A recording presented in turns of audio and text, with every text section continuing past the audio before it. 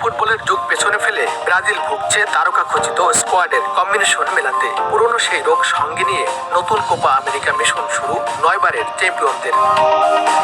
Loss অ্যাঞ্জেলেসের সোফাই স্টেডিয়ামে Brazil এদিন 90 মিনিটে শট নিয়েছে 19টা, তবে তা জালের দেখা পেয়েছে মাত্র একবার। যদিও মার্কিউনিসের সেই গোল বাতিল হয় ভিআরে। অপেক্ষাকৃত দুর্বল কোস্টারিকাকে তো কৃতিত্ব দিতেই হবে, তবে আক্ষেপটা বেশি সেলেসাওদের আক্রমণ ভাগের। ভিনিসিউস, রদ্রিগো কিংবা মার্তিনেল্লির মতো ইউরোপ মাতানো ফুটবলারদের টার্গেটে শট মাত্র 3টি। 63 মিনিটে পাকেতার দূরপাল্লার শট ফেরে উডওয়ার্কে। 70 মিনিটে বড় নাম সরিয়ে মাঠে নামানো হয় দুই তরুণ এন্ড্রিক আর স্যাভিওকে। 71 মিনিটে আত্মঘাতী গোলে ভাগ্য ফেরার সুযোগ ছিল 5 বারের বিশ্ব চ্যাম্পিয়নদের। যদিও ভাগ্য এদিন সঙ্গে ছিল না ব্রাজিলের। একের পর এক এলোমেলো শট কাঙ্ক্ষিত গোল এনে দিতে পারেনি। শেষ 10 মিনিটে একাই দুটো সুযোগ হাতছাড়া করেন পাকেতা। তাতে ডেডলক ভাঙা হয়নি লাতিন পরাশক্তিদের।